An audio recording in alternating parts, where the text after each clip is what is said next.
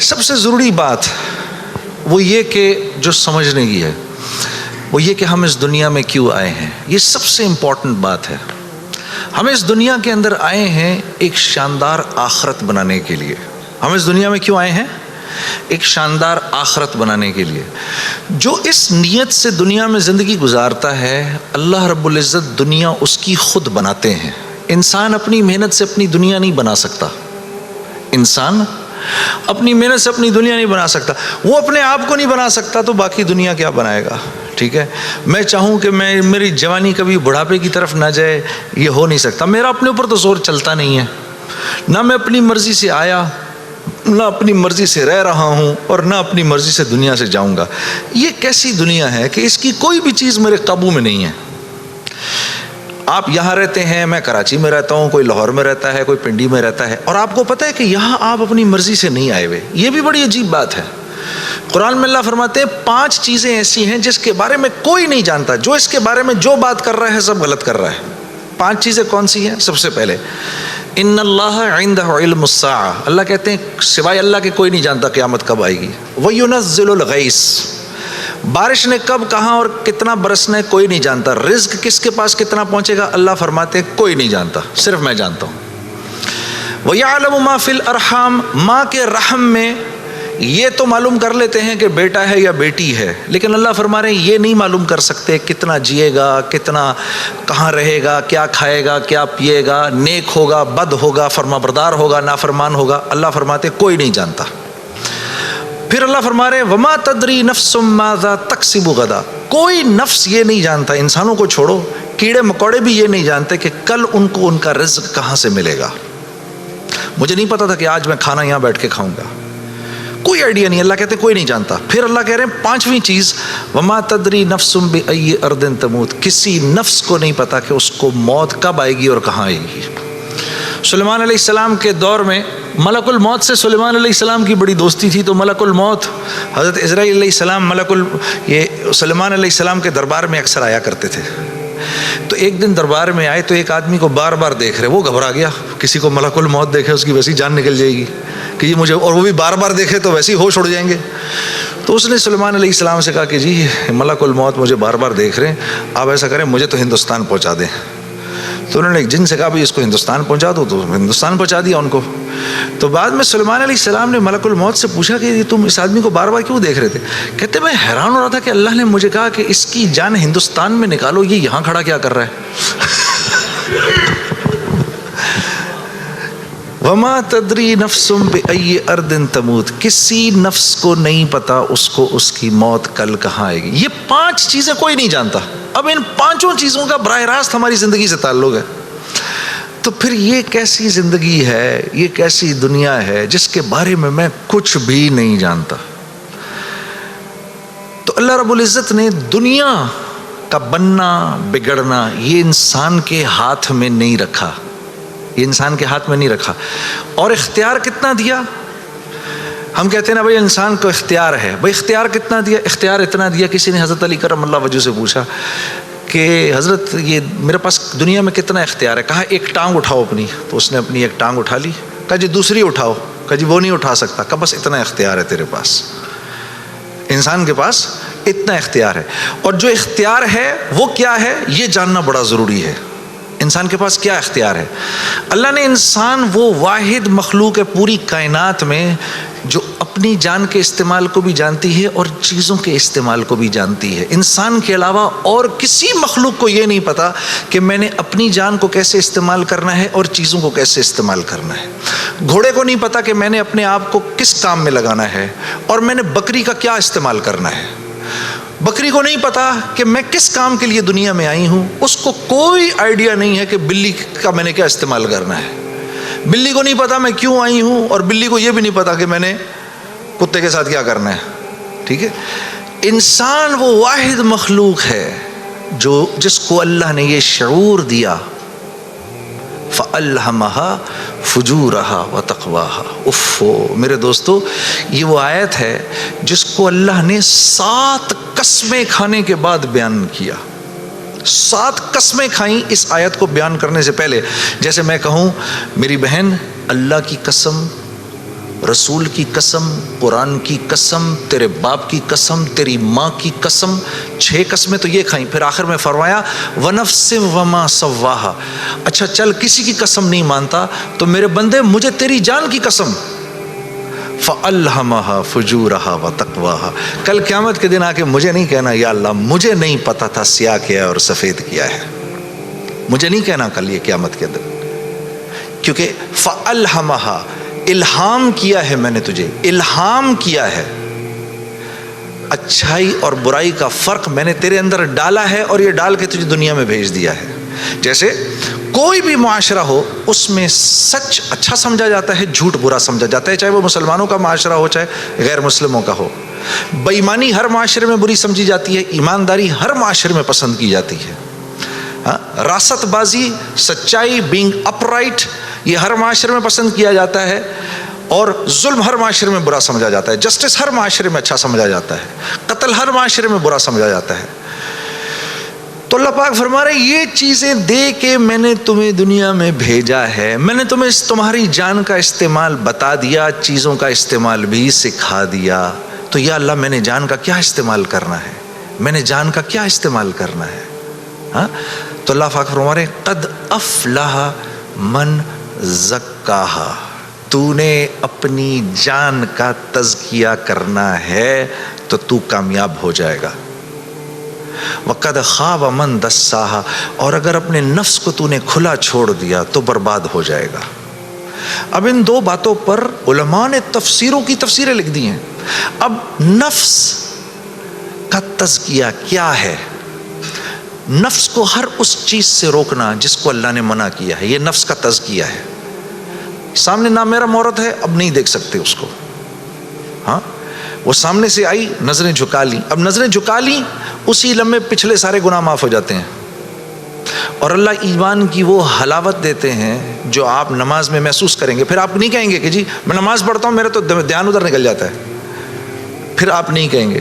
کان کو ہر وہ چیز سننے سے روکنا جس کو اللہ نے منع کیا، ہر اس چیز کو سننا جس کا حکم دیا. ہاتھ کو ہر اس جگہ استعمال کرنا جس کا حکم، ہر اس چیز سے روکنا جس سے منع کیا. تو نفس کا تزکیہ اللہ فرما رہے ہیں جب تم دیکھ کر میری رعایت رکھ کے زندگی گزارو گے تو تم اس دنیا میں کامیاب ہو جاؤ گے. اور تمہیں کامیاب کون کرے گا؟ ہم کریں گے. تم خود کامیاب نہیں ہو سکتے. ہاں یہ موت کے بعد ہوگا. فرشتے اعلان کریں گے وَلَكُمْ فِيهَا مَا تَشْتَهِي أَنفُسُكُمْ. اب کیونکہ تم نے دنیا میں تو ویسے کر لیا جیسے اللہ نے چاہا، ٹھیک ہے، اللہ کی رضا پر راضی رہے، تو اب وَلَكُمْ فِيهَا مَا تَشْتَهِي، اب جو کچھ تم چاہ رہے ہو انفسکم وہ پورا ہوگا. کیوں؟ نزلا من غفور الرحیم، کیونکہ تم اب غفور الرحیم کے مہمان بننے والے ہو. تو اب جو چاہو گے پورا ہوگا. اب کہہ لو مجھے اتنے بڑے بڑے گھر چاہیے، مجھے اتنی بیویاں چاہیے، اتنی حوریں چاہیے. دنیا کی عورتیں کہہ دیں کہ مجھے اس کی شکل دوبارہ نہیں دیکھنی. ہاں جی، میں آ رہا تھا نا ادھر، تو اب میرے سفر میری بیوی تنگ آ گئی تھی. تو مجھے کہنے لگی کہ اب آپ کیا کر رہے ہیں؟ میں نے کہا عائشہ اتنا بڑا کام ہے، مجھے جانے دو. تم جنت میں میرے سے 500 سال پہلے نہیں جانا چاہتی؟ تو کہنے لگی وہاں بھی اکیلا ہی بھیجنا. تو پھر مزے ہیں، پھر جو آپ چاہیں گے وہ ہوگا. یہاں پابند کرنا ہے اپنے آپ کو اس دنیا میں، اور پابند کرنا اپنے آپ کو یہ سب سے مشکل کام ہے. یہ سب سے مشکل کام ہے اپنے آپ کو پابند کرنا. دیکھو انہوں نے اپنے آپ کو پابند کیا میڈیکل کالج کا تو ڈاکٹر بن گئے. وہاں جو سینئر ڈاکٹرز نے کہا وہی کیا. صبح کہا 8 بجے پہنچنا ہے، 8 بجے پہنچ گئے. وہاں پر جس پیریڈ میں، جس کلاس میں، جس ڈپارٹمنٹ میں انہوں نے کہا جی پڑھو، پڑھتے رہے. اس کے بعد 4-5 سال اپنے آپ کو پابند ہی تو کر کے گزارا، تو 5 سال کے بعد ڈاکٹر بن گئے. آدمی کو اپنے آپ کو پابند کرنا پڑتا ہے. دنیا میں جس چیز کو حاصل کر رہے ہیں اس کے لیے اپنے آپ کو پابند کرنا ضروری ہے. تو دین، اور پھر کیا ہے، جب پابند کیا تو اب ڈاکٹر بن گئے. اب ڈاکٹر بننے کے بعد ڈاکٹر بننے کے جتنے نفع ہیں اب وہ کمائے گا. یہ سیدھی سی بات ہے. تو دین کے نفع اٹھانے کے لیے کہ میں دین کے نفع اٹھاؤں، اللہ نے جو حکم دیا اس کے میں نفع اٹھاؤں، اس کے لیے پہلے ہمیں اپنے آپ کو پابند کرنا پڑے گا. اسی طرح سے اللہ جیسے کہہ رہے ہیں جب وہ پابند کر لے گا تو پھر اس کے نفع اٹھائے گا، اور جو جتنا پابند کر لے گا اتنا ہی نفع اٹھائے گا. جیسے 1 گز زمین بھی زمین ہے اور پوری دنیا بھی زمین ہے. جس کے پاس 1 گز زمین ہے وہ 1 گز زمین جتنے فائدے اٹھائے گا، جس کے پاس پوری دنیا ہے وہ پوری دنیا کے فائدے اٹھائے گا. تو جس کی زندگی میں جتنا دین ہے اس نے دنیا میں نفع اٹھانے ہیں. جس کی زندگی میں جتنا کم دین ہے پھر کیا ہے، مصائب اس کو گھیر لیتے ہیں، مصائب اس کو گھیر لیتے ہیں، حالات اس کو گھیر لیتے ہیں. کراچی سے، لاہور سے، فیصل آباد سے گلاسگو آ جانے سے حالات ٹھیک نہیں ہو جائیں گے. یہ کہیں اللہ کا وعدہ نہیں ہے کہ جگہ تبدیل کرے گا تو تیرے مزے ہو جائیں گے. نہیں، زندگی بدلے گا تو تیری زندگی بدلے گی. چاہے تو غربت میں ہے، چاہے تو امارت کے اندر ہے، چاہے تو وزیر ہے، چاہے تو محکوم ہے، چاہے تو دکاندار ہے، چاہے تو کارخانے دار ہے، اگر میری مرضی کے مطابق چل رہا ہے تو دنیا کی زندگی تیری ایسی بناؤں گا، دنیا کی زندگی کو تیرے لیے جنت کا نمونہ بناؤں گا. اگر میری مرضی کے خلاف تو چلے گا تو تیرے لیے تمام حالات اور تمام کامیابی کے نقشے ہونے کے باوجود تجھے مشکل میں ڈالوں گا. اور میرے عزیز دوستو، یہ ازل سے لے کر آج تک ہو رہا ہے اور آج سے لے کر ابد تک یہی ہوگا. اب آپ لوگ یہاں کیوں آئے؟ کبھی آپ نے سوچا بھئی آپ گلاسگو کیوں آئے؟ آپ گلاسگو کیوں آئے؟ آپ آئے نہیں ہیں. اخرجت للناس، ہم نے لوگوں کے نفع کے لیے تمہیں نکالا ہے، ساری انسانیت. اخرجت للمسلمین نہیں، مسلمانوں کے نفع کے لیے آپ نہیں آئے ہیں یہاں پر. اخرجت للناس، ساری انسانیت کے نفعوں کے لیے میں نے تمہیں تمہارے گھروں سے نکال دیا ہے. یا اللہ ہم نے کیا نفع پہنچانا ہے ان کو؟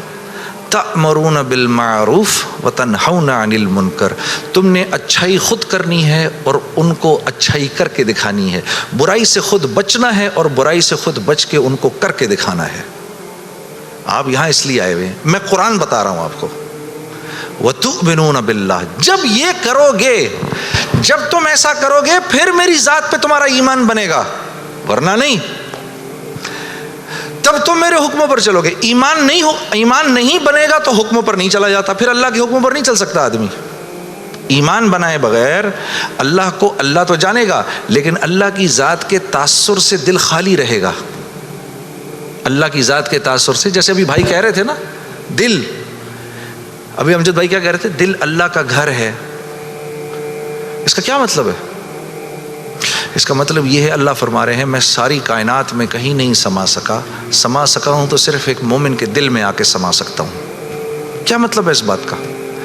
اس بات کا مطلب یہ ہے کہ جیسے میں بھائی کے گھر مہمان آؤں، اگر یہ مجھ سے محبت کرتے ہیں، اگر میرا ان کا ایک تعلق ہے تو یہ کیا کریں گے؟ میرے آنے سے 2-3 دن پہلے ہی گھر کو صاف کر دیں گے، گھر صاف کریں گے. پھر جس کمرے میں نے رہنا ہوگا اس کا کوشش کریں گے کہ بھئی یا تو اگر اس میں اٹیچ باتھ روم ہے تو باتھ روم کلین کیا جائے. پھر اگر باتھ روم قریب میں یا اگر وہاں اندر نہیں ہے تو قریب میں جو باتھ روم ہے اس کو صاف کیا جائے. گھر کی شیٹس بیڈ پہ نہیں لگیں، پردے صاف ہوں، قالین صاف ہو. بھئی بچوں کو اب کمرے میں نہیں چھوڑنا، بھئی خراب نہ ہو جائے، بھئی کل آ رہے ہیں، بھئی جنید صاحب کل آ رہے ہیں یہاں پر. یہ کیا مطلب ہے اس کا؟ یہ مجھ سے محبت کرتے ہیں، یہ نہیں چاہتے کہ میرے دل میں ذرا سی بھی خلش آئے کہ یار یہ مجھے کس کمرے میں. یا کبھی ایسا ہوا ہے کہ گھر میں کوئی نیا مہمان آ رہا ہو تو جس کمرے میں اس کو ٹھہرانا ہے اس کمرے میں بچے بھی کھیل رہے ہیں، گند بھی ہو رہا ہے، اور جب آئے تو بچوں کو کہا کہ ایسا کریں یہ بچے بھی ادھر ہی کھیلتے رہیں گے، تسی بھی اپنا سامان اتھے ہی رکھ دو کدھرے. کبھی کیا ہم نے اپنے مہمان کے ساتھ؟ تو دل میں ہو اللہ کے غیر کی محبت اور ہم کہیں یا اللہ تو بھی آ جا ادھر، ایسا نہیں ہوتا. ایک حیادار عورت ہوتی ہے نا، حیادار عورت، وہ پہلے اپنے شوہر کے دل میں اپنی محبت دیکھتی ہے. وہ پہلے اپنے شوہر کے دل میں اپنی محبت دیکھتی ہے دور سے رہ کر. جب اس کو نظر آ جاتا ہے کہ اس کے دل میں میری محبت ہے، پھر قریب آ کے اپنے شوہر کے سینے سے لگتی ہے. لیکن ایک بے باک عورت تو یہ بھی نہیں دیکھتی کہ یہ شوہر ہے یا کون ہے، ہاں ڈائریکٹ چھلانگ مارتی ہے. ہاں جی. تو اللہ رب العزت اور نیکی، مثال دے رہا ہوں میں مثال کے طور پر ایک حیادار عورت کی طرح ہوتے ہیں. وہ پہلے آپ کے دل میں اپنی جگہ دیکھے گا, اللہ پہلے آپ کے دل میں اپنی جگہ دیکھتے ہیں, لیکن اگر اس کے اندر اللہ کے غیر کا تعفن ہے, اسی لیے تو پھر نماز میں دل نہیں لگتا. اچھا پھر نماز میں دل نہیں لگتا, پھر تھوڑی دیر بعد شیطان کہتا ہے بھائی کیا یار ٹائم ویسٹ کر رہا ہے یار, چھوڑ کوئی اور کام کر. ادھر اس نے نماز چھڑائی, ادھر شیطان نے نماز چھڑائی, ادھر آپ اور میں گئے کام سے. ادھر نماز گئی, ادھر ہم گئے, بس چھٹی, اب فارغ. اب فٹ بال کی طرح شیاطین کبھی لات ادھر سے ادھر ماریں گے, کبھی ادھر سے ادھر ماریں گے, کبھی ادھر سے ادھر. برکت بھی گئی, زندگی کی برکت گئی, مال میں برکت گئی. جو فجر کی نماز جان بوجھ کے چھوڑتا ہے اس کے چہرے سے اللہ صلحہ کا نور نکال دیتے ہیں. جو ظہر کی نماز جان بوجھ کے چھوڑتا ہے اس کے رزق میں سے برکت ہٹا دی جاتی ہے. جو عصر کی نماز جان بوجھ کے چھوڑتا ہے اللہ اس کے جسم کی طاقت کو سلب کر لیتے ہیں, یہ بیمار رہتا ہے اندر سے, اس کو بیمار رکھتے ہیں. جو مغرب کی نماز جان بوجھ کے چھوڑے گا اس کو اس کی اولاد سے کبھی کوئی نفع نہیں ہوگا, اس کی اولاد ساری زندگی اس کی نافرمان رہے گی. جو عشاء کی نماز جان بوجھ کے چھوڑے گا اس کو کبھی راحت چین کی نیند نہیں آئے گی. تو اس کے علاوہ میں نے دنیا میں کرنا کیا ہے, اور یہی 5 چیزیں تو چاہیے مجھے دنیا کے اندر. میرے عزیز دوستو, میرے بھائی اور میری بہنوں, میں آپ کے پاس چند ضروری باتیں لے کر آیا ہوں. نعت بھی ضرور پڑھوں گا. میں حیران ہوتا ہوں کہ اللہ نے یہ نعت پڑھنے کا سلسلہ شروع کروا دیا, کیونکہ تبلیغ میں نکل کے ہر ایک کی ناک میں کنڈا ڈالنا مشکل ہو جاتا ہے. تو وہ اللہ نے کوئی نعت کے ذریعے کچھ, اب آپ لوگ سب نعت سننے آئے ہوئے ہیں, تو اسی چکر میں آپ کو 2-4 اپنی مرضی کی باتیں بھی سنا دیتا ہوں, پھر میں نعت بھی سنا دیتا ہوں. تو جو کچھ سنا گیا اللہ پاک اس پر عمل کرنے والا اور آگے لوگوں تک پہنچانے والا بنائے. مزید اصلاحی بیانات کے لیے ہمارا یوٹیوب چینل بیوٹیفل بیان JJ کو سبسکرائب کریں اور ویڈیو کو لائک کریں. جزاک اللہ خیر.